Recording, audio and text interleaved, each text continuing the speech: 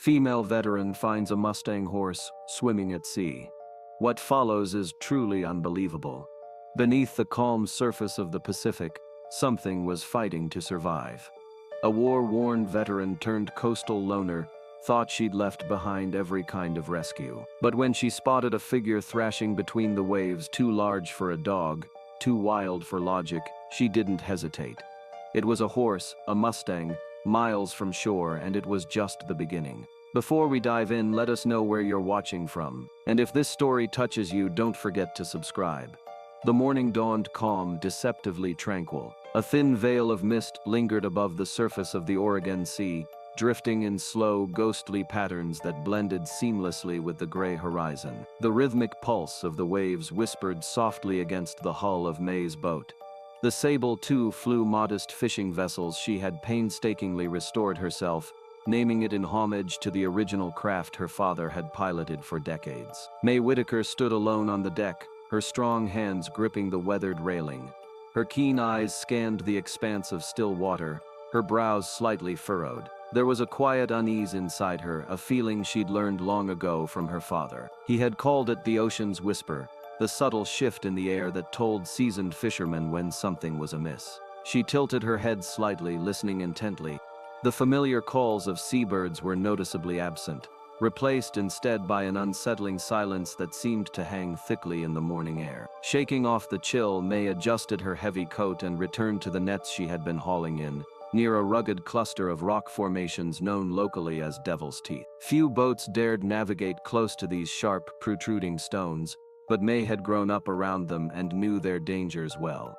As she tugged at the heavy ropes, something caught the corner of her eye, a gray shape bobbing gently against the dark rocks. She paused, squinting through the haze. At first she assumed it was a large piece of driftwood or perhaps a broken segment of someone's boot. Objects frequently got trapped in this stretch of ocean, pulled in by the strong undercurrents and relentless tides. But as she watched, the figure shifted oddly, almost deliberately resisting the rhythmic pull of the water. Curiosity tightened into cautious suspicion. She dropped the net and quickly retrieved her binoculars from the small cabin.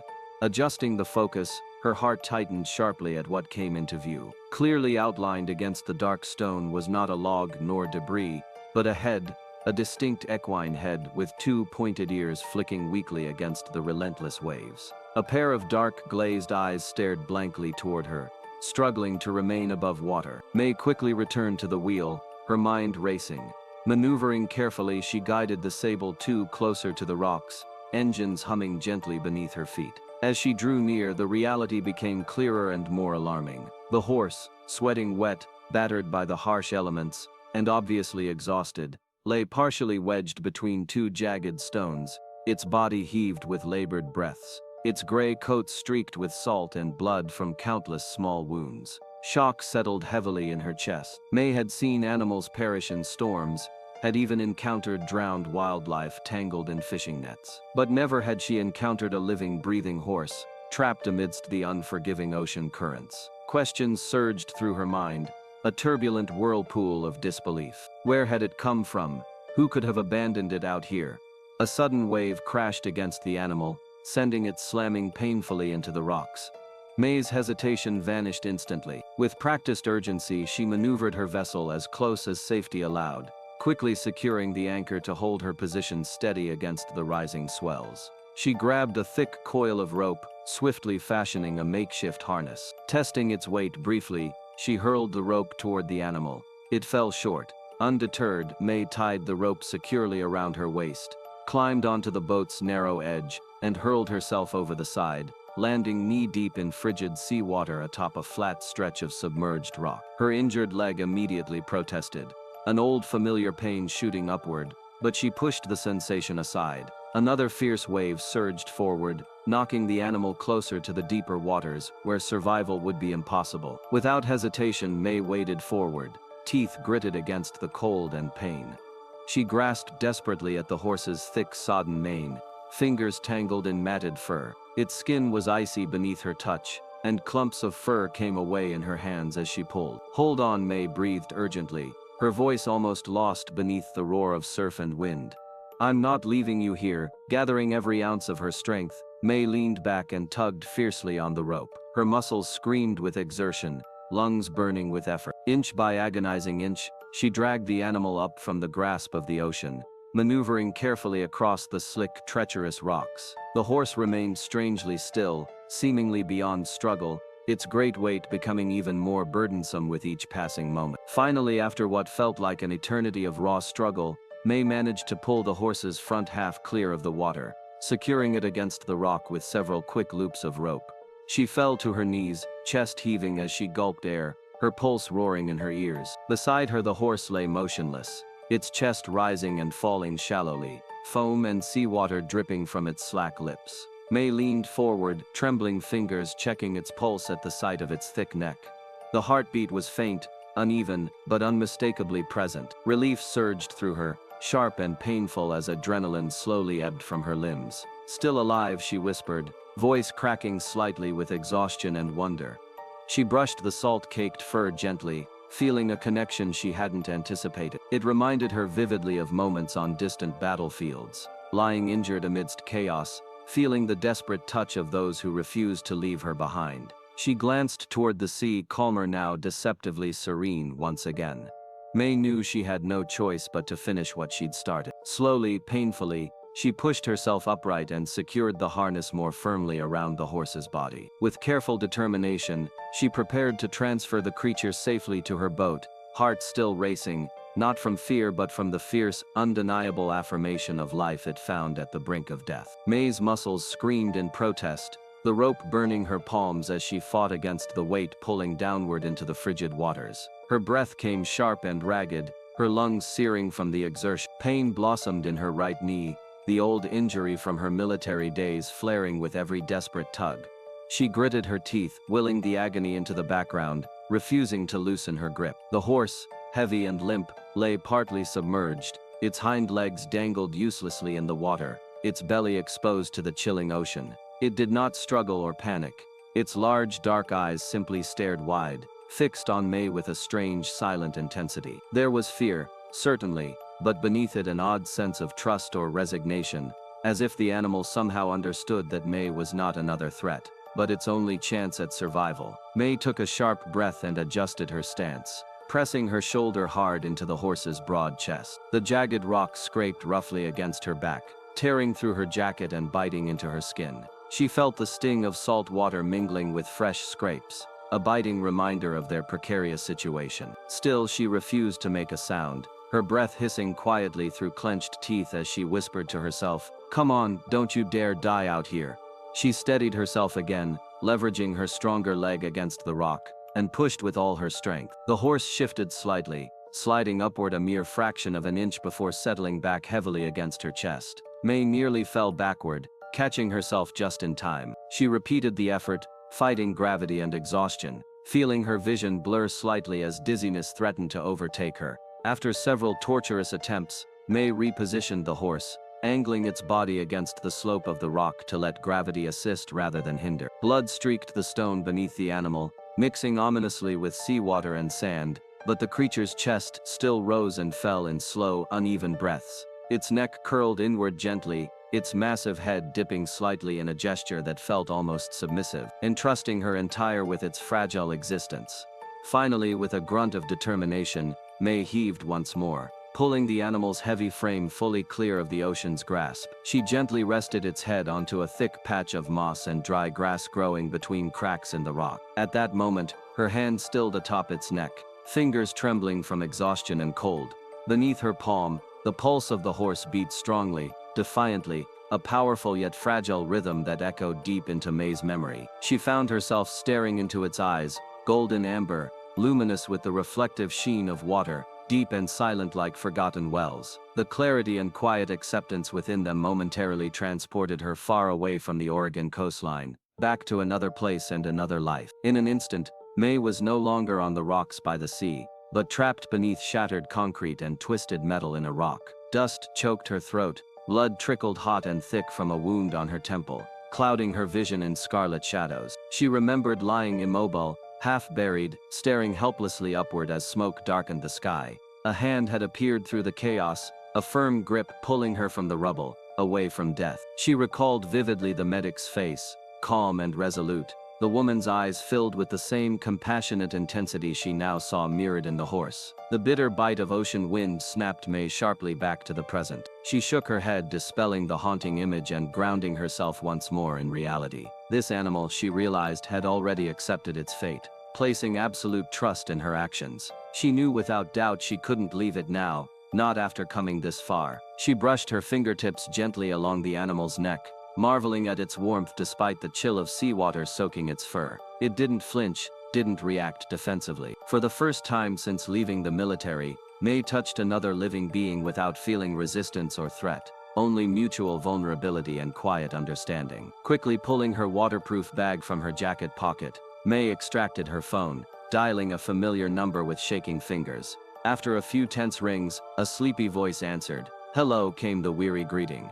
"Emma, it's May," she said urgently, voice sharp despite exhaustion. "I found a horse, stranded, soaked, nearly drowned, no tags, no chips. Can you come?" Emma hesitated briefly, the sound of rustling sheets filtering through the line. "How bad is it?" "Bad enough. We're near the northern cliffs by Sabine Cove. Bring emergency veterinary supplies and a transport trailer if you can." 20 minutes, Emma replied decisively. "Hold tight." With the call ended, May didn't waste time. She hurriedly fetched her thick coat and a worn wool blanket from the boat, carefully draping them across the horse's shivering form. She checked its breathing again, shallow, rapid breaths that sent tremors through its battered ribs. Despite its poor condition, she noted gratefully there was no immediate sign of water inhalation into its lungs. Moving quickly, May fashioned a crude sled using a wide plank from the boat's decking, sliding it carefully beneath the animal's limp body. She looped additional ropes around the makeshift platform, creating handles she could grip tightly,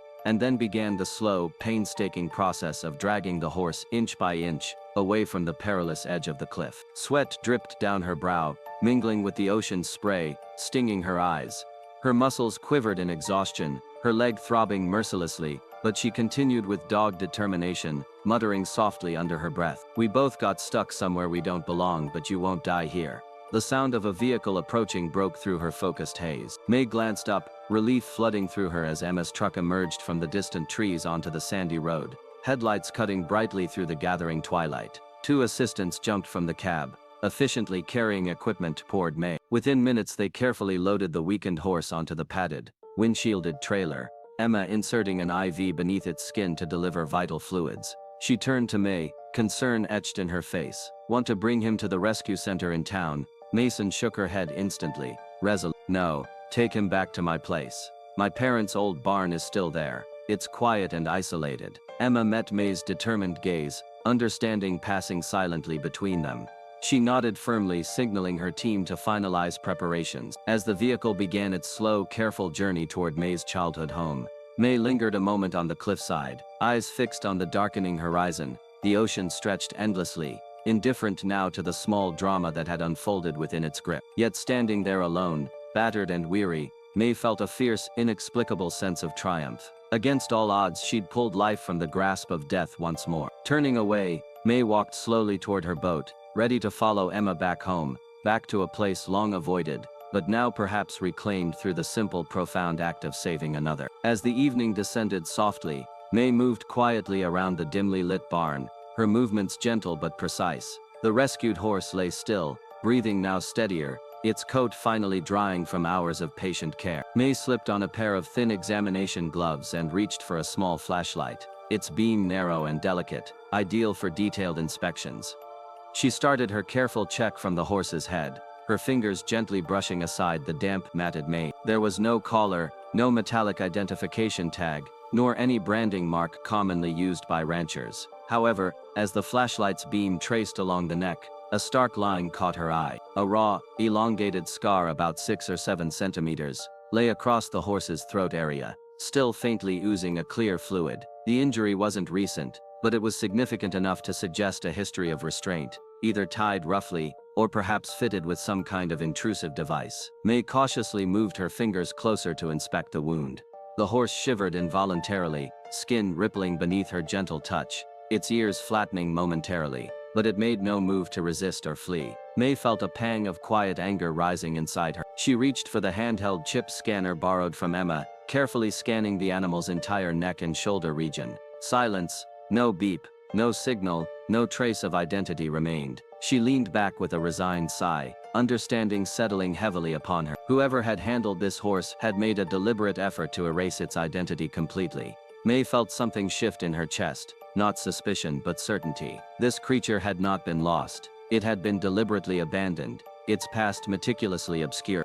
The first day spent in her parents' old barn, hastily refurbished to accommodate its new occupant, proved challenging. Despite May's patient offerings, fresh hay, clean oats, warm water, the horse barely ate. It sniffed warily at the food, then stepped back, standing motionless with quiet resignation. By nightfall it had managed only a few tentative sips of water and bites of apple. May had patiently sliced. As darkness enveloped the countryside, May settled herself onto an old cot near the stall, determined to monitor the animal's condition through the night. Observing quietly, she quickly noticed peculiarities in the horse's behavior. Unlike most animals feeling secure, it refused to lie down fully. Instead, it stood stiffly against the wooden stall wall, head bowed low, flinching slightly at every distant sound. More strikingly, each time the faint hum of an airplane passed overhead, even if distant and barely perceptible, the horse visibly tensed, body shivering subtly, hooves pawing anxiously at the dirt. May recognized the reaction immediately. This wasn't mere nervousness, it was conditioned fear. Someone had methodically trained this creature to associate overhead noise with impending harm or command. The implications disturbed her deeply, a visceral reminder of her own lingering responses to certain noises, that echoed sharply of her time spent in combat zones. As night deepened, May sat thoughtfully beside the faint glow of the kerosene lamp, studying the horse's unique coloration closely for the first time. Its coat, now dry and clean, revealed subtle gradients of ash gray, fading into darker shades around the shoulders and mane. Under the soft flicker of light, the patterns looked remarkably like smudges of old soot, remnants of a flame that had long since burned out. "Ash," she whispered softly, almost without conscious thought. "You are the ashes of something that once burned, but you're still here." She didn't question if the animal understood or accepted its name. It felt inherently right, as if it had always been waiting quietly to be named. Leaning forward slightly, May spoke once more, voice softer still, carrying a tenderness she hadn't expressed in years. "Ash, promise me something, okay? Don't go dying again." The horse's ears flicked slightly toward the sound of her voice, neck stretching subtly. A gentle, non-committal acknowledgement that wasn't exactly a response, but far from indifferent. May felt strangely comforted by the muted interaction, a fragile bond forming silently between them. Later, as the wind off the ocean howled sharply through gaps in the barn's aged wooden walls, May sat quietly on her makeshift cot, watching Ash carefully. She stretched her injured leg out straight, wincing slightly at the resurgence of old pain, triggered by the earlier physical exertion. Her right hand trembled gently, not just from exhaustion but from a residual nerve pain that occasionally surfaced from her wartime injuries. Yet she did not complain or move to soothe it, merely accepting it as another scar from a past she still navigated carefully. In front of her, Ash remained standing, still cautious, not yet comfortable enough to lie fully at ease. The horse's eyelids drooped heavily, yet May could see it was alert, aware of every slight movement she made. Neither fully trusted the other yet, and that mutual vigilance felt strangely comforting, familiar to May, reminiscent of nights spent on high alert in distant, dangerous land. She found herself unable to sleep, not because she feared Ash would escape, but because old habits, born in combat zones, were difficult to break. Sleep never came easy when she wasn't certain of her surroundings, when something unfamiliar and alive shared her immediate space. Finally, in the quiet hours just before dawn, something changed subtly. Ash lowered itself cautiously, not fully lying flat, but sitting back carefully onto its haunches, a tentative gesture toward relaxation and trust. May watched the motion carefully, quietly nodding in silent approval. They had survived their first night together, both carrying their scars openly, yet somehow recognizing a mutual understanding had quietly begun. As the faintest glimmer of sunrise touched the horizon, May allowed herself to relax slightly, leaning her head back against the barn's sturdy timbers. This night, though filled with silent unease and cautious observation, had marked the beginning of something new. Both wounded survivors, human and horse, had started a delicate journey towards healing, each guarding their vulnerabilities closely, yet silently recognizing a shared resilience that neither could fully articulate. In the days that followed their harrowing first encounter, Ash slowly began to show subtle signs, of recovery. Each morning, May observed him quietly from a respectful distance, watching as he cautiously tested his weight on weary legs. Initially hesitant, the horse gradually found strength enough to stand more steadily and take tentative steps around the old barn. Yet each step he took was tense, as if expecting danger to strike at any moment. His neck was permanently outstretched, muscles taut beneath the gray coat, eyes flickering constantly toward every faint rustle or distant sound. His ears, remarkably expressive, pivoted ceaselessly, tracking even the soft scrape of birds landing gently on the barn's metal roof. Despite this tentative progress, Ash remained fiercely guarded.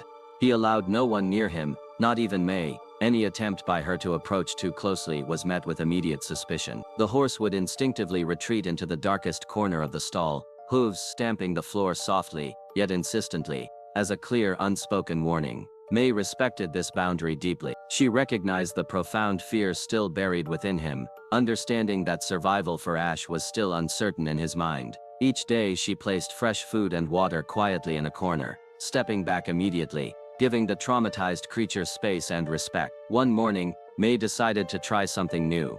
She opened wide the large wooden barn doors, allowing daylight and the fresh scent of the sea breeze to sweep gently through the space. Ash stood stiffly, watching the sunlight spill onto the floorboards, with wary intensity. It was as though he viewed this brightness as a trap rather than freedom, something he had learned to distrust deeply. Despite the inviting openness of the doorway, he made no attempt to step outside. Instead, he continued his careful circling, pacing within a tightly restricted path, occasionally pressing himself tightly against the dimmest corner, away from the overwhelming brilliance of the daylight. On another afternoon, as clouds gathered and rain began to tap rhythmically against the barn roof, May had hung her dark coat near the open door to dry. The sudden appearance of this unfamiliar silhouette triggered panic in Ash. He jolted backward violently, knocking over his water tray, hooves slipping on wet floorboards. May hurried inside at the commotion, seeing instantly the cause of his distress. Wordlessly she retrieved a dry towel, calmly wiping the spilled water from the floor,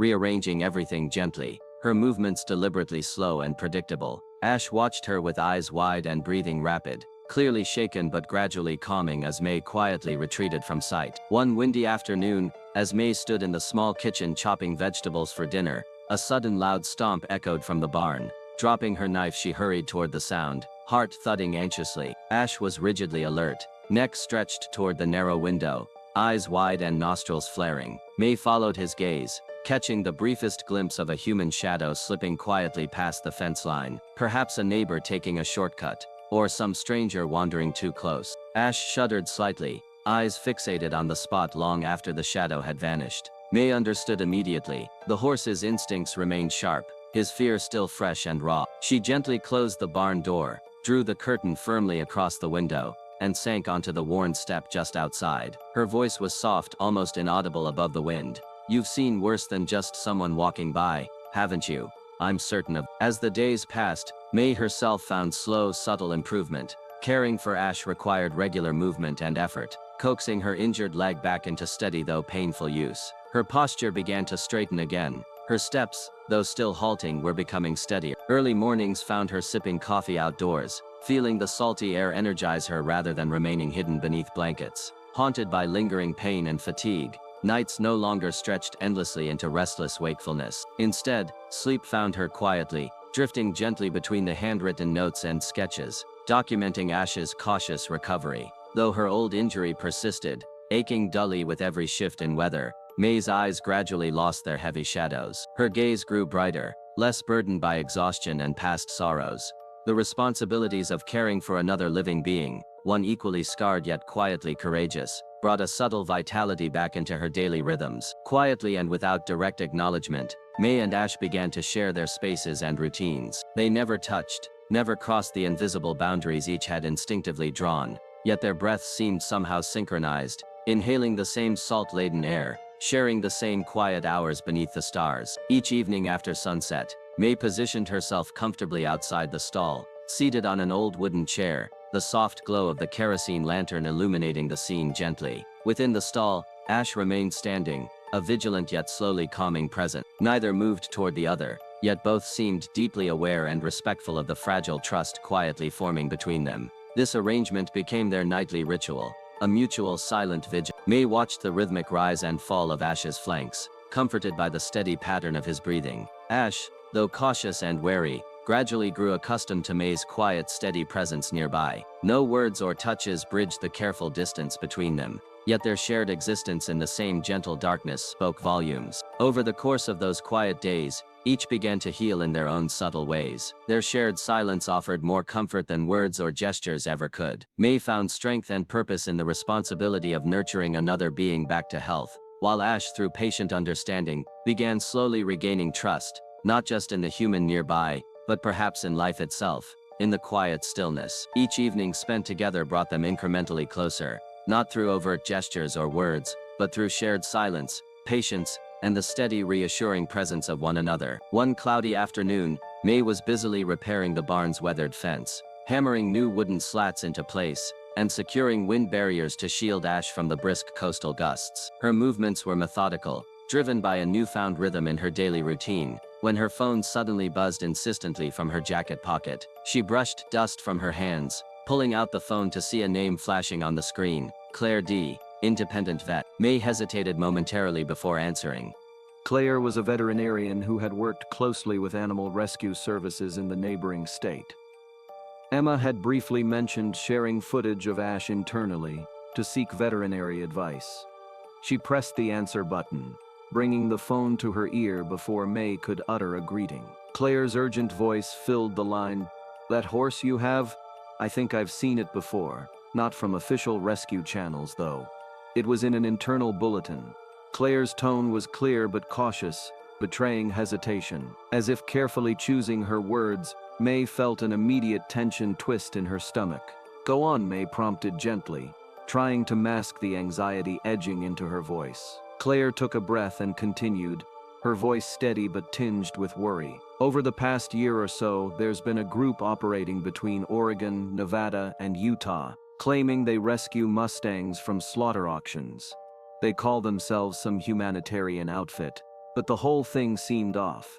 "Oh so?" May asked, leaning against the barn, eyes involuntarily drifting toward Ash's still. "Their documentation is shaky, barely legal. Trailers often have blurred or fake registrations. They tell everyone they're rescuing horses destined for slaughter, rehabilitating them and releasing them into open ranches. But the numbers never add up. Some of the horses reported missing had government-issued identification chips. Oddest of all, there was a supposed accident about 3 months ago.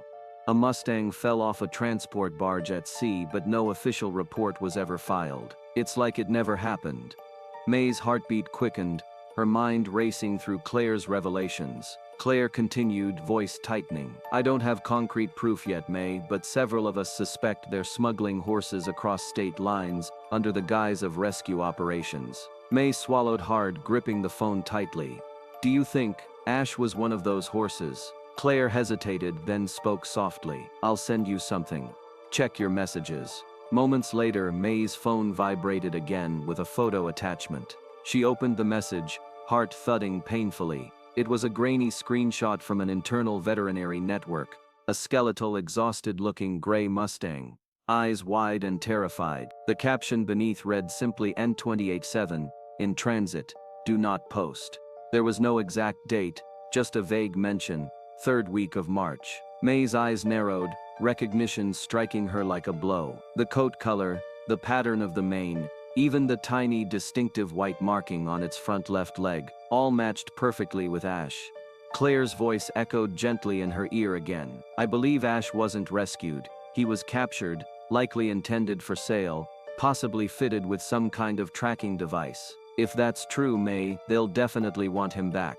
A chill ran down May's spine. She glanced at Ash through the partially open barn door, seeing him standing tensely, ears alert, head slightly raised as if sensing her unease. Her voice trembled slightly as she replied, "Then I'll need to be prepared." After ending the call, May remained frozen in place for several minutes, staring blankly at the barn, her thoughts spinning furiously. The pieces of Ash's mysterious behavior suddenly fell into a coherent, terrifying picture. The raw wound around his neck, his panicked responses to distant aircraft, his wariness at mere shadows crossing near the barn. These were no longer isolated anomalies, but parts of a grim, interconnected, quickly regaining composure. May sprang into action. She hurried into the house, pulling out her phone and removing the SIM card, switching swiftly to a backup phone she kept for emergencies. Returning to the barn, she secured a heavy-duty lock onto the barn door, ensuring the old structure was as impenetrable as possible. Over the next hours, she meticulously recorded every unusual behavior Ash had exhibited since his rescue in a worn, leather-bound journal. Her handwriting was hurried but precise, detailing reactions to sounds, movements, and even the horse's specific dietary habits. Each observation felt increasingly crucial, evidence that could later prove vital if circumstances turned grim. As evening approached, May settled herself into the chair she had placed outside Ash's stall. The horse stood quietly inside, watching her carefully, sensing the change in her demeanor. For the first time since bringing him home, May spoke aloud about what she'd learned, her voice steady but gentle. "Ash, I think I understand a little better now," she murmured softly, her eyes meeting his watchful gaze through the stall bars. "Someone betrayed your trust, used you for their gain, and they'll probably try again." Ash shifted slightly, not startled but clearly attuned to her voice. May continued, her resolve firming as she spoke. "I promise, I won't let them take you back. Not after all you've endured." She leaned back in her chair, allowing silence to settle between them again. Yet something in that silence had changed, subtle but profound. They now shared an awareness of the looming threat, bound by the invisible yet undeniable link of mutual understanding and vigilance. The following days found May increasingly alert and cautious. Every unfamiliar vehicle passing near her property, every unexpected noise at night, heightened her awareness. Her quiet seaside life had become overshadowed by uncertainty and hidden dangers. But May was no stranger to threats. Her years in the military had trained her to remain calm, to think clearly and to act decisively under pressure. Each night she double-checked locks, secured windows and quietly reinforced the fencing around her property, particularly near the barn. And through every sleepless night and anxious moment, she was reassured by the quiet presence of Ash nearby, silently standing guard, just as vigilantly as she was. Together, May realized they had become survivors once more, not just healing from past wounds, but bracing for whatever uncertain future might come knocking. And for the first time since her military days, May felt prepared, resolved not to allow either of them to become victims again. Late one night, after Ash startled awake at the distant blare of a ship's horn, May found herself unable to sleep. She sat up slowly, her heart still pounding from the sound that had shaken Ash and by extension herself. The echoes of fear and restlessness lingered heavily in the silent house. May reached for an old metal cup, the only keepsake from her forward operating base in Iraq, and filled it with a generous pour of whiskey. The harsh warmth of the liquor burned pleasantly, grounding her briefly as she moved toward her desk. She opened her rarely used laptop, its dusty screen reflecting her hesitant expression. Fingers trembling slightly, May typed in a password she had chosen deliberately to never forget. The date her parents vanished forever at sea. A folder labeled Docs Locked appeared and she clicked it, feeling her breath hitch as a file flashed open. Purcell Nell file, Whitney Condon and jury report. Her eyes skimmed the stark official words, i.e. detonation, blast radius 12 m, 2 KIA, 1 critical, Whitaker, shrapnel embedded left thigh, severe infection, medical evacuation delayed.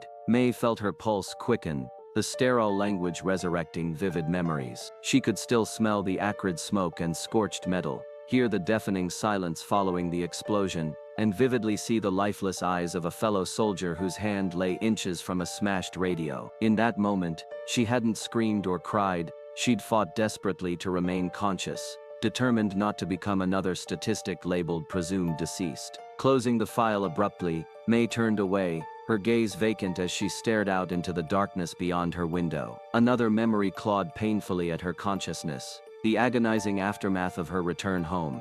3 months had passed before she could even stand again, supported painfully by crutches and sheer stubbornness. The day she'd finally called her parents, promising to visit soon, had been the very day their fishing boat vanished near Cape Lookout. Local fishermen had recounted the strange violent storm, how massive waves had crippled the vessel. Rescue teams arrived too late, recovering only scattered life jackets drifting aimlessly. No bodies had ever been found. The call from the Coast Guard reached her in the dead of night while she lay trapped helpless in a rehabilitation facility thousands of miles away. Unable to walk, unable to travel, she'd missed saying her final goodbyes. Since then, a bitter refrain had haunted her relentlessly. If I'd been stronger, faster, if I'd just been there. May had left the military quietly, without fanfare or explanation, carrying only a single memento, a worn medallion her father had worn around his neck on every voyage, now hers to bear. These days she often found herself meeting Ash's eyes at dawn,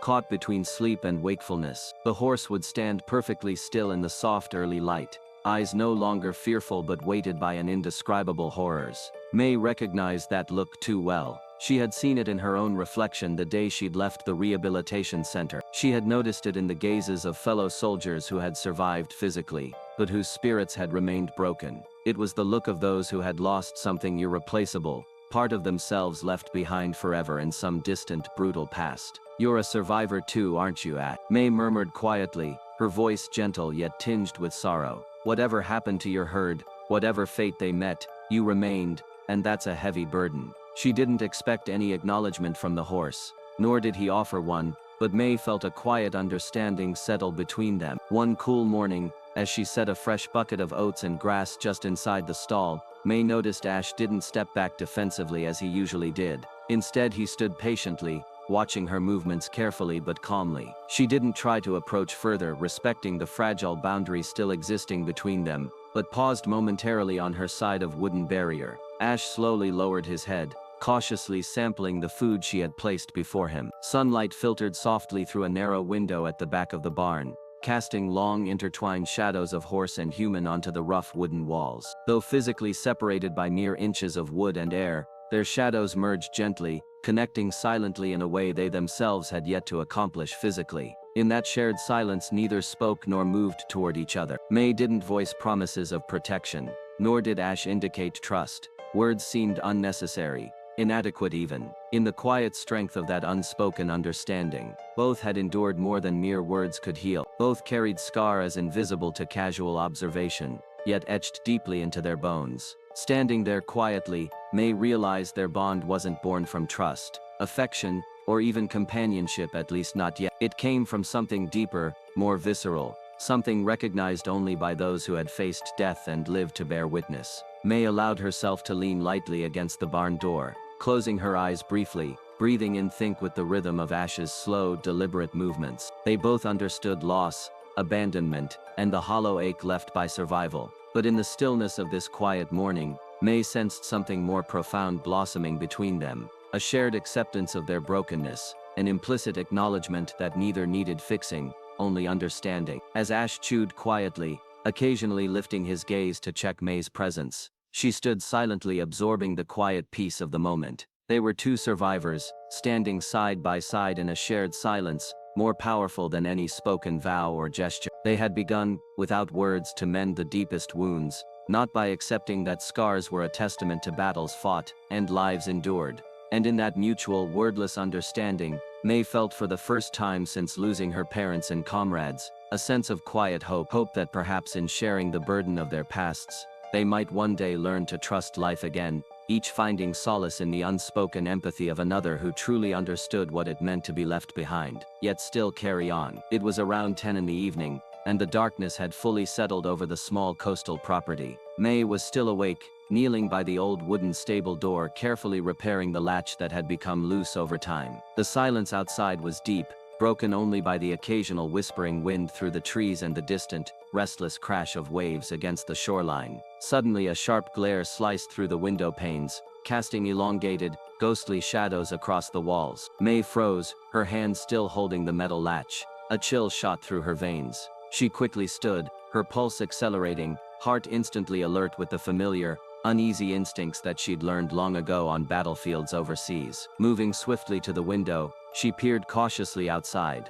A silver-gray pickup truck, paint dull under the sparse glow of the porch light, had quietly pulled up just outside the property's fence line. Notably, the truck bore no license plates, just bare metal gleaming dully in the darkness. The engine idled briefly before shutting down, leaving a lingering silence that felt unnatural. Two men stepped out. The first was average built, wearing a dark jacket and a low baseball cap pulled over his eyes. He carried a worn clipboard, casually but purposefully. The second man was larger and more muscular, standing silently against the truck's hood and lighting a cigarette. He seemed uninterested in conversation, but May recognized instantly that he was there for intimidation, not diplomacy. May took a deep breath, picked up a flashlight, and reached behind her back to slide a small fishing knife discreetly into her waist. The man holding the clipboard smiled politely, his eyes shadowed beneath the cap. "Evening, ma'am," he began in a smooth, unthreatening voice. "Sorry for disturbing you so late. We're volunteers working with a local animal rescue group." May felt her muscles tense but kept her expression calm.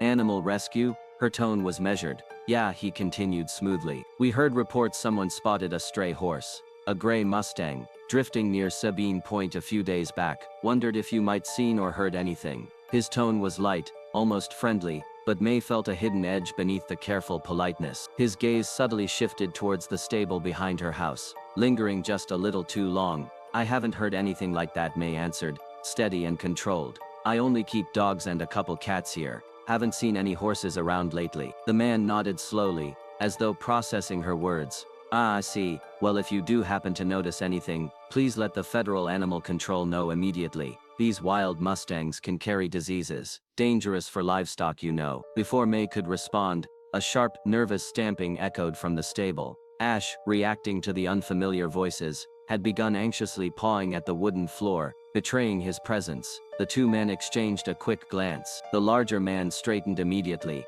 dropping his cigarette and stepping forward aggressively. "She's hiding it," he muttered to his companion, his voice low and tense. Twitched man took a step closer, eyes narrowing. "Ma'am, we'd just like to." May moved quickly down the porch steps, flashlight gripped tightly. She positioned herself firmly between the two men and the stable, her voice dropping dangerously. "I suggest you gentlemen leave my property right now," she warned quietly, her words deliberate. "You won't like what happens if you stay." For a tense moment, nobody moved. Then clipboard man raised a hand slightly, a silent signal to back down. With a forced smile he nodded courteously. "Understood, ma'am. Didn't mean any trouble." They retreated to the truck and moments later, the engine hummed softly back to life. May remained rooted, watching until the vehicle disappeared down the dark road. Only then did she let out a long, uneven breath. She waited 20 anxious minutes, scanning the dark horizon carefully to ensure no one returned. Satisfied but still uneasy, May quickly moved back to the stable. Inside, Ash was pacing restlessly, nostrils flaring, eyes wild with fresh fear. May approached cautiously, murmuring soft reassurances. "Easy, Ash," she whispered gently, holding out a calming hand. "They're gone now." But the truth hung heavy between them. Danger had found them, and it wouldn't simply vanish into the night. The stable was no longer safe. Her mind raced through her options. Quietly resolved, she moved swiftly, retrieving a heavy set of trail harnesses and a thick wool blanket from storage. Under the cover of darkness, May led Ash carefully out of the stable and into the narrow, overgrown trail that snaked into the forest behind the property. The moon barely pierced the thick branches overhead, creating a shifting mosaic of shadows. Ash moved silently behind her, ears swiveling continuously, the pair slipping deeper into the cover of the trees. After a slow, careful walk through the dense vegetation, they reached an old, abandoned shack her grandfather had built decades ago. Time had not been kind. The structure was worn down to weathered planks and a sagging moss-covered roof, but it offered basic shelter from wind and view.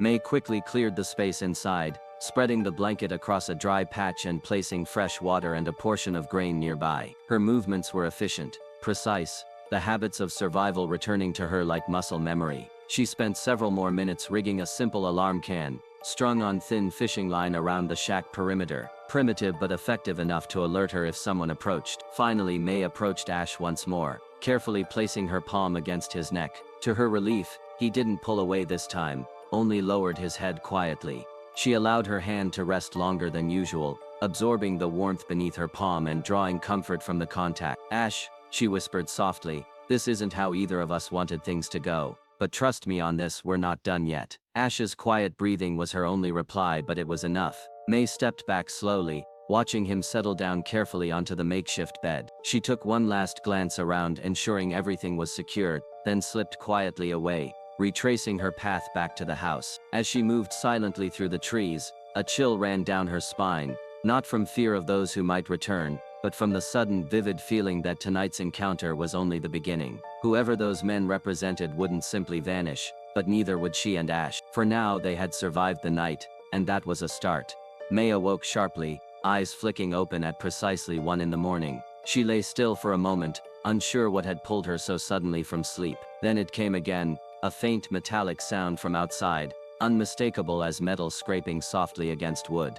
Instantly, adrenaline surged through her body, and the comfort of drowsiness evaporated. She slid silently from the bed, opening a bedside drawer with practiced calm. From it, she pulled an old handgun she'd kept since her discharge. Heavy, reassuring in her grip, attaching the small flash beneath the barrel, May moved softly toward the back door, her breath steady, her pulse calm despite the tension. She opened the door slowly, stepping onto the porch. The cool night air rushed in, carrying the sharp tang of salt and damp earth. The stable was visible in pale moonlight, and her heart dropped. The door she'd carefully secured earlier hung slightly ajar. May approached slowly, keeping the gun ready. She played her flashlight along the ground, illuminating a clear set of footprints in the wet soil. Large, well-defined prints. Not hurried, not uncertain, whoever had come was confident and purposeful. Near the stable door lay the old padlock, twisted grotesquely from its latch, by something stronger than bare hands. She stepped carefully inside,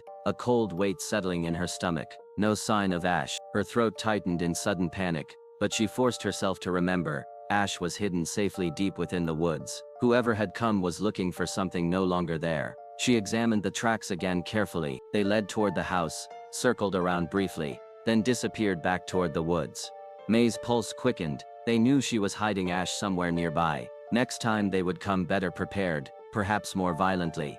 The peace they had found was over. May moved quickly, locking herself inside the house once more. Her thoughts raced, clear and calculated, the same way they'd operated during combat. Assess, act decisively, no hesitation. She quickly gathered essentials: a small first aid kit, dried rations, extra ammunition, maps, rope, waterproof jacket. She paused only briefly, grabbing the notebook filled with her observations of Ash's strange behavior. Then she carefully lifted the faded photograph from the mantelpiece. Her parents, standing proudly beside their original fishing vessel, the Sable Eye. She took one final glance around the small cabin she'd tried so desperately to call home. Familiar worn wooden furniture, quiet walls that had witnessed her restless nights, and rare peaceful mornings. Now they betrayed vulnerability rather than safety. She knew staying would only put Ash and herself in greater danger.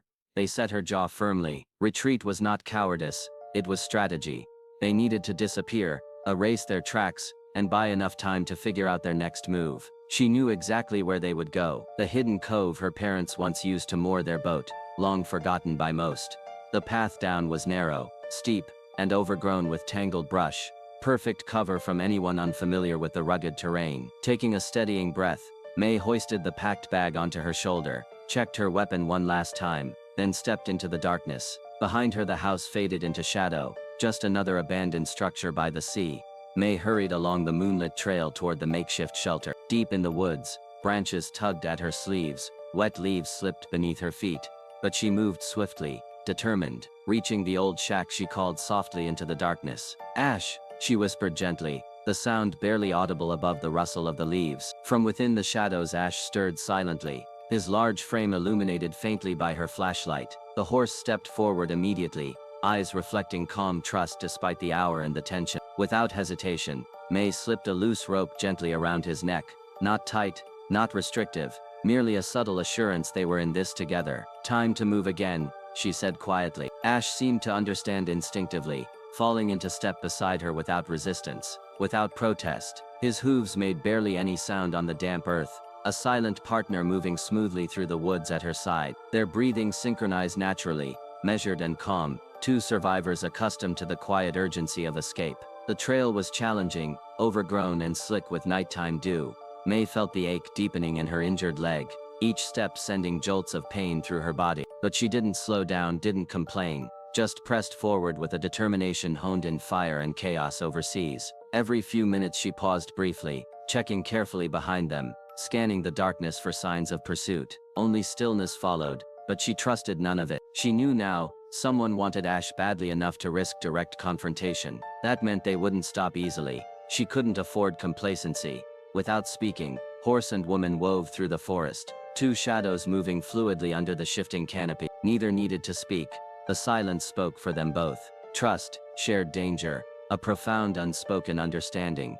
Nearly an hour passed before the dense forest gave way to the rocky shore of the secluded cove. Moonlight glistened gently over water and stones, highlighting the weathered remains of a fishing shack built decades earlier by her father. Now little more than rotting timbers and broken shingles, it stood quietly overlooking the forgotten harbor, a refuge invisible to anyone who didn't know exactly where to look. May guided Ash carefully into the shelter, spreading a waterproof tarp and piling dry straw from the old storage shed nearby. She quickly arranged a makeshift perimeter using fishing line and empty metal tins, a simple but effective early streaming system against intruders. Exhausted, she sank down against a rotting support beam, her flashlight catching Ash's quiet, watchful eyes in the dim glow.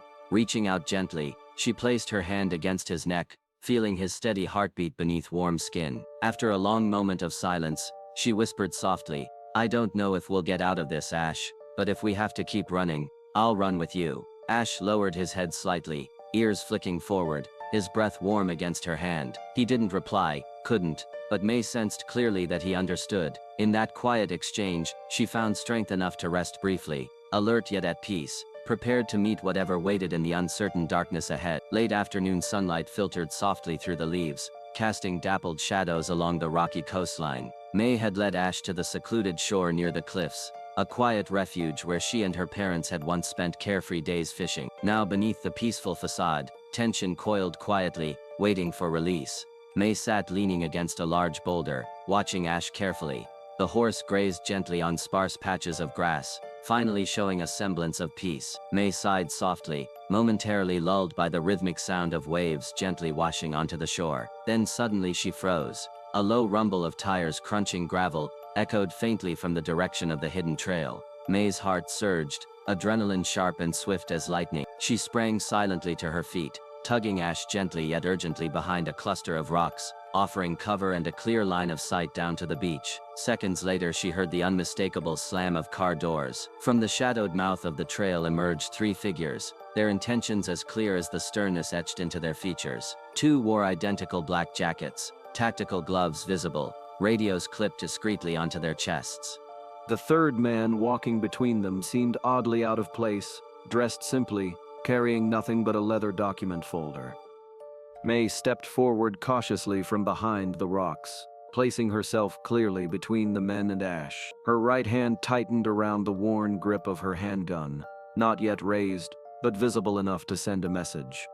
"You shouldn't be here," she said firmly, her voice quiet but unwavering.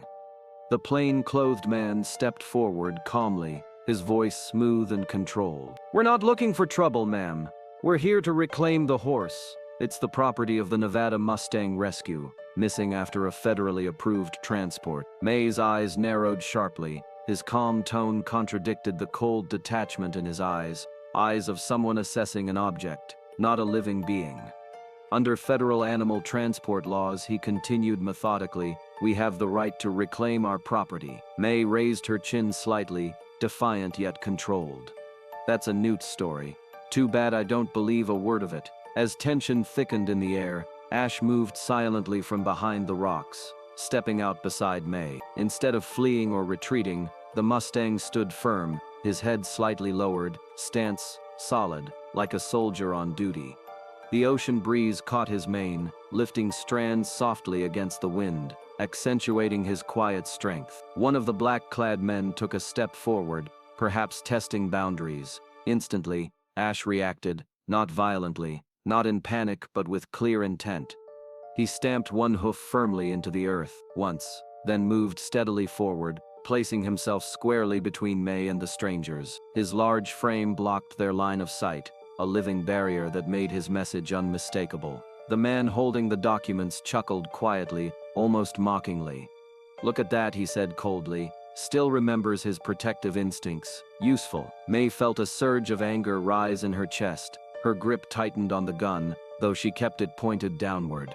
She spoke with icy clarity, each word deliberate and measured. "He's not property anymore. His name is Ash, and he doesn't belong to you." Ash remained motionless, his ears slightly pinned back but otherwise perfectly still, unwavering. In his stance, May recognized a reflection of her own protective impulse. No longer victims, both ready to defend each other, regardless of the cost. The plain-clothed man shook his head dismissively, stepping closer and presenting a document from his folder. I suggest you read this carefully. A reclamation order issued by our organization. May cut him off sharply, refusing even to glance at the paper he extended. I don't need to see it. I've done my homework. There's no registered transport permit matching this horse anywhere in the federal database. His carefully composed facade cracked slightly. She could sense irritation, even anger, flickering beneath his professional veneer. Before he could respond, she continued forcefully. You people use the name rescue to move animals illegally. This isn't a recovery. The man's eyes darkened visibly, his lips pressing thinly together in frustration. But before he could counter, May raised her voice louder, stronger, the ocean breeze carrying her words clearly across the shoreline. I will not let him go back to the people who left him for dead. For a long moment, silence hung thickly between them, broken only by the intermittent gusts that whipped sand around their ankles. May stepped forward slowly, deliberately, gaze burning brightly with conviction. Her eyes met each man in turn, unwavering, filled with raw righteousness. I've seen that look before, she said quietly, her voice lowering to a fierce, trembling whisper. In war zones, places where life became just another line in someone's ledger. You're no different. The words settled heavily over the group. More powerful than any threat of violence could ever be, May had drawn a line, one she would defend with everything she had. After what felt like an eternity, the man with the folder raised his hand subtly, signaling the two men beside him to remain in place, to hold their positions. He stood staring at May, then shifted his gaze briefly to Ash, appraising the horse again, as if reconsidering his next move. Do you really know what you're doing here? He asked slowly, his voice tinged now with barely concealed menace. You're holding on to an asset that's part of a legally registered organization. If something happens, May interrupted sharply, voice cutting through his words like steel. If something happens to me, it won't end quietly. I've already told a close friend everything. Locations, falsified transport papers, altered registration codes. Everything is ready to be handed directly to the authorities the moment I'm threatened or harmed. For a moment, uncertainty flickered clearly across the faces of the men behind him. Their eyes met briefly, a silent communication passing between them, gauging the risk, reassessing the situation. The leader stared at May a second longer, perhaps searching for any sign of bluff or weakness. He found none. Finally, he nodded once, slowly, and made a gesture of retreat to his men. But before turning fully away, he spoke again, low, clear, and ominous. We'll be back, and next time we won't come just to talk. It won't just be paperwork. May stood unmoving as they retreated, not lowering her guard until their figures disappeared completely back along the trail. Only then did she let out a breath she hadn't realized she'd been holding. Ash nudged her gently with his nose, sensing the lingering tension. She placed her free hand softly on his neck, grounding herself in his warmth, his quiet strength. Let them come, she whispered defiantly, gaze fixed firmly on the path the men had vanished down.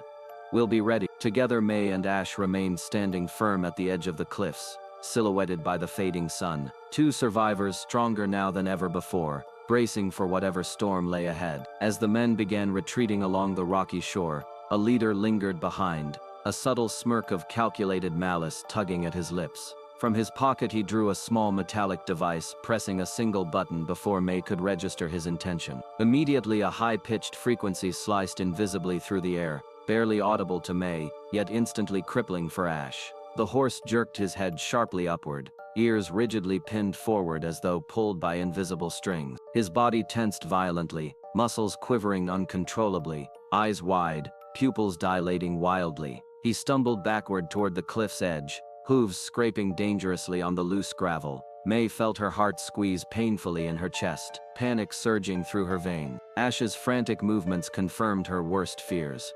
He'd once been controlled by precisely this sound. His terrified reaction betrayed deep psychological conditioning, a hidden scar reopened cruelly by a single button press. The man stood impassively, device in hand, coldly observing the devastating effects. May's fury rose like a quiet storm, but she restrained herself from moving toward Ash. Every instinct screamed at her to intervene, but she forced herself to remain rooted in place, understanding that any sudden gesture might push the already overwhelmed horse over the edge. Instead, May forced herself into stillness, watching helplessly as Ash battled the ghosts of his past, visibly fighting to regain control of himself. Taking a deep, steadying breath, May placed the handgun deliberately down onto the rocks at her feet. She stood defenseless, open hands stretched slightly away from her sides, a gesture of vulnerability and trust. The wind tugged softly at the hem of her jacket, brushing gently against her skin, a faint whisper of calm amidst the chaos. Her voice emerged soft yet steady,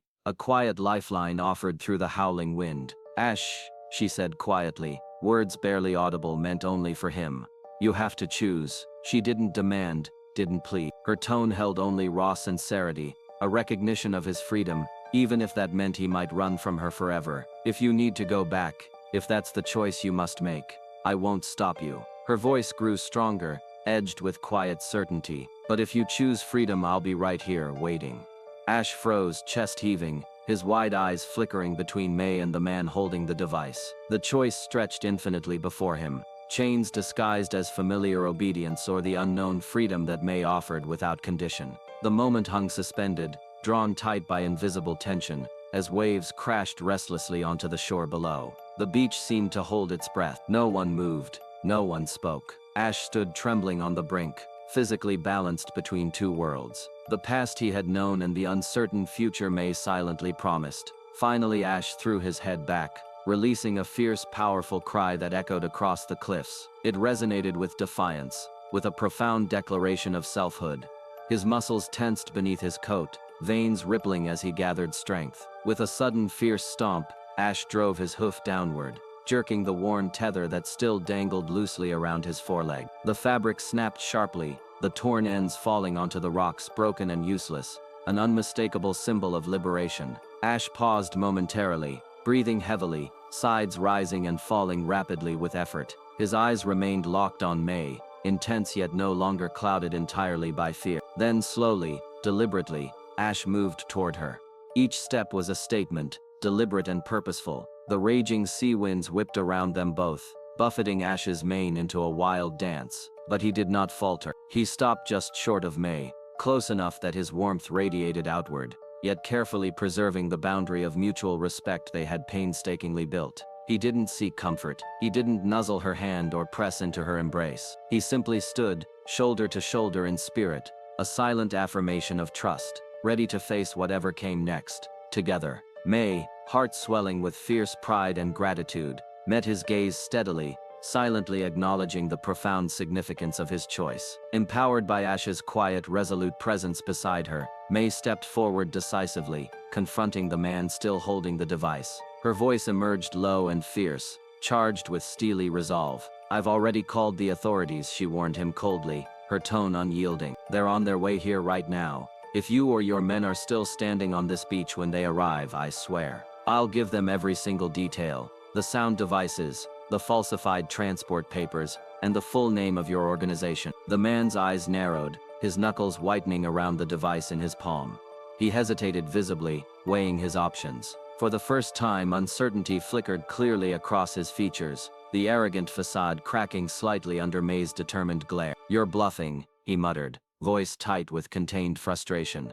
May stepped even closer, her eyes flashing fiercely, daring him openly. "You really want to test me?" The men behind him shifted nervously, clearly uncomfortable. May saw the subtle exchange of glances, sensed their silent agreement to withdraw. The leader exhaled sharply, finally breaking eye contact as he lowered the device with deliberate reluctance. "This isn't over," he warned, voice barely controlled. "We'll find another way." May stood her ground, unwavering, Ash of solid presence at her side. "You can try," she replied coldly, "but next time, it'll cost you." He backed away slowly, turning finally to follow his men along the beach toward their waiting vehicle. As the figures receded into the distance, May exhaled slowly, releasing tension she hadn't fully realized she held. Beside her, Ash breathed softly, now calm. "Good choice," she whispered gently, her voice a quiet caress carried by the wind. "You're free now, and we're going to keep it that way." Together, horse and woman stood strong on the edge of the ocean, their shadows stretched long against the setting sun. a quiet alliance forged not by chains but by trust. As the first faint pink hints of dawn filtered softly through the treetops, May gently led Ash back toward the familiar safety of the cabin. Their steps fell quietly along the path, both visibly eased by the knowledge that immediate danger had passed. Ash stayed close beside May, no longer tentative, his head held higher than it had been in days. When they reached the yard, May paused near the woodshed, pulling from it a small wooden box, containing a neatly coiled length of faded rope, the very same that had once encircled Ash's neck when she pulled him from the sea. Stepping outside, May carefully laid the old rope atop the stone fire pit. She struck a match, holding it steady until the flame caught the worn fibers. Fire flickered cautiously at first, then steadily took hold, burning low and bright, a quiet, steady cremation of past fears and old pain. May stood silently, watching the flames devour the rope slowly, thoroughly. Her eyes never wavered from the consuming fire. She felt the warmth reflect upon her skin, a symbolic cleansing of her own deeply rooted regrets and insecurities. Behind her, Ash stood calmly. He did not flinch from the fire. Rather, he appeared oddly serene, his presence solid and steady, as though understanding exactly what May was releasing. For both, the burning rope represented an end to captivity, the flames dissolving bonds that could no longer claim them. Later that morning, May retrieved an old supple strip of leather from a trunk her father had left behind. She sat quietly on the cabin's front steps, carefully carving each letter with meticulous attention. Ash, freedom is a birthright. Her knife etched deep and sure, the letters appearing clean and precise. Each stroke was deliberate, imbued with quiet dignity and solemn respect for the creature who had fought so fiercely for his freedom. When finished, she secured small brass fasteners onto the bracelet and gently wrapped it around her own right wrist, the arm that had once held a gun, the arm that had cradled Ash's head above water during his rescue. As May fastened the bracelet, she raised her gaze, speaking softly yet firmly, as though swearing an oath to the horse watching quietly from the open doorway.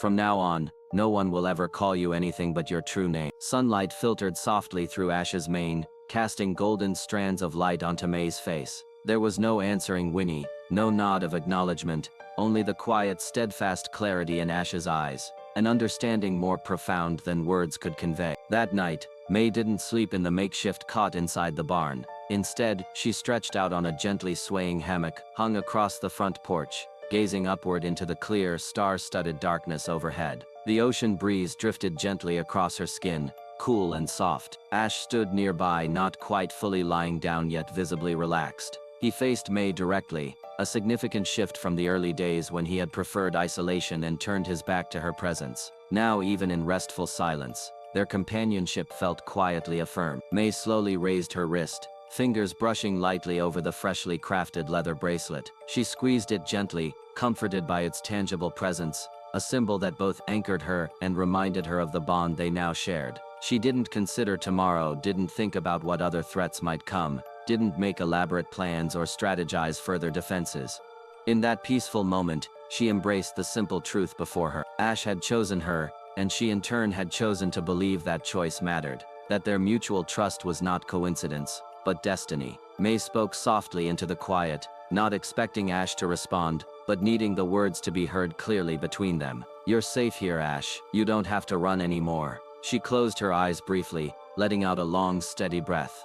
The night's peaceful silence was no longer tinged with anxiety or anticipation of danger. Now it resonated with quiet resilience and gentle companionship. Opening her eyes again, May turned her gaze upward once more, tracing constellations she knew by heart, comforted by the sound of Ash's steady breathing beside her. They remained there together beneath the watchful sky, connected by the unspoken understanding that they had both at last found a home. A week had passed. No one came back. The men from Nevada Mustang Rescue, or whatever shadowed name they truly operated under, had vanished as if swept away by the tide. The local police had stopped by after May's call, but she'd told them only what she had, a vague encounter with trespassers. No harm done. She said nothing about the sonic device, nothing about the altered documents, nothing about how close she'd come to losing Ash again. Instead, she focused on living. May rebuilt the barn slowly, deliberately. The old stall became a sanctuary, not just for shelter but for restoration. She laid new flooring, reinforced the posts, installed a slanted roof that could catch rain and let in golden afternoon light. With the help of a small solar panel kit, she wired a few soft lights along the beams, just enough to make the nights less shadowed. Ash stayed with her every step. He didn't follow, he simply was present, like the wind, watching, breathing. Then, on a warm, clear morning, skies high and clean, wind playful against the trees, May opened the gate not to flee, but to walk forward. Together, they made their way down to the beach that curled around the edge of the cliffs, just beyond the trail near the old public park. It was a place of children's laughter, frisbees and plastic buckets, where parents squinted at the water and lovers carved names into driftwood. And in that mundane, beautiful world, May walked with a Mustang. Ash trotted alongside her without a rope, his stride steady, his tail flicking lazily in the breeze like a flag long freed from a pole. Children ran up and down the dunes, building crooked castles from damp sand and chasing gulls in circles. Some looked up with wide eyes at the sight of the gray horse moving so confidently among them. Ash didn't flinch. The breeze did not shake him, nor did the erratic shrieks of children, or the thud of volleyballs against skin. The reflexes that had once twitched at every sound had dulled into something soft. Trust, familiarity. Peeble boy, no older than 7, stopped mid-step, his tiny hands gripping a red plastic pail as he stared at the Mustang with unblinking curiosity. Then he turned to May, who had stopped beside Ash at the edge of the surf, and asked with full sincerity, "Did you really save that horse?" May met his eyes beneath the brim of her sun-bleached hat, the sunlight splintering across her weathered face like gold on driftwood. She didn't answer, she simply smiled. The boy looked thoughtful, nodded as if he'd been given the answer anyway, and then ran off toward his friends, his laughter bursting like foam against the shoreline. May and Ash walked further until the water lapped around their feet. The sea shimmered with bands of honey-colored light, the sun low enough now to gild everything it touched. Waves kissed the sand with soft insistence, not unlike breath against skin. She placed a hand gently on Ash's mane, still coarse, still tangled in places, but alive and clean. Her fingers pressed into the warm muscles beneath as she stood beside him at the edge of the world. The ocean didn't seem threatening anymore. It no longer whispered of loss. Instead, it felt like memory released, like something sacred returning to its place in the rhythm of things. She spoke quietly, barely above the sigh of wind, her words intended for no one but the horse beside her. "We don't need anyone's permission to live." It wasn't a rebellion, and it wasn't a statement made out of defiance. It was truth carved by survival and burnished by time.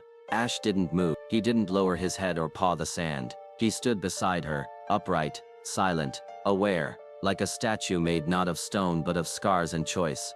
The posture of a creature that had once been broken and had chosen, stubbornly, to stand again. They returned home in the quiet blush of sunset. Shadows stretched long across the hill as the salt wind whispered through pine and cedar. May carried something in her arms, a wooden sign she had spent the last few nights carving by hand. At the porch she climbed a short ladder and hooked the sign onto a rusted metal bracket that had once held her father's old fishing charter plaque. She stepped back and looked at the words, freshly etched, "Sea Ash Sanctuary." Beneath the lettering she had carved the shape of a lone horse standing in the ocean, head high, no halter, no rider, just wind in its mane and a horizon of light behind it. No one came to see it go up. There were no speeches, no ceremonial ribbon, only the hush of the evening and the sound of hoofbeats behind her as Ash came to stand beneath the eaves. May sat on the weathered porch chair, one elbow on the armrest, the other hand resting loosely on her thigh. Ash stepped up beside the steps and folded his legs slowly, deliberately, until he was lying with his head stretched toward her feet, eyes half closed. There was no line between them now, no distinction between rescuer and rescue. They were both something else entirely, beyond ownership, beyond obligation, two beings who had found a still point in the current. Storms might return, men might come again with papers and threats and tools that screamed without sound. But here, in this moment, they had outrun it all. May leaned her head back and let her eyes close, feeling the warmth of the last sun rays across her neck. Ash's breath moved in slow, even rhythm beneath the porch roof, a rhythm she had learned to match. And if the world had ever tried to forget the broken, the abandoned, the silenced, well then they had carved out a place where memory refused to vanish. Here they remained, together, alive, named, free. And for anyone else who had once been left behind, Sea Ash was waiting. Thank you for staying with us until the end of this story. We'd love to hear from you. Share your thoughts in the comments below and let us know your favorite part. If you enjoyed the journey, don't forget to like, share and subscribe to our channel for more captivating stories like this one. And don't miss out, hit the notification bell so you're always updated on our latest content. Your support truly means the world to us. Tidefire neighed once, low, echoing, like a drumbeat across the water, and Kaya, without understanding why, stepped closer. Kaya Lennox held her breath as the waves surged. Tidefire wasn't just swimming, he was escaping something deep, ancient, and unseen. Some rescues are not random, they're reunions written in tides, carried by waves that remember names lost to time. Dr. Mellon skimmed the blood test results. He shouldn't be alive, let alone this strong. It's as if he draws strength from the ocean itself. Kaya Lennox held her breath as the waves surged. Tidefire wasn't just swimming, he was escaping something deep, ancient, and unseen. Kaya Lennox held her breath as the waves surged. Tidefire wasn't just swimming, he was escaping something deep, ancient, and unseen. Commander Arlen stood frozen. That's not just any Mustang, he muttered. That one came from nowhere.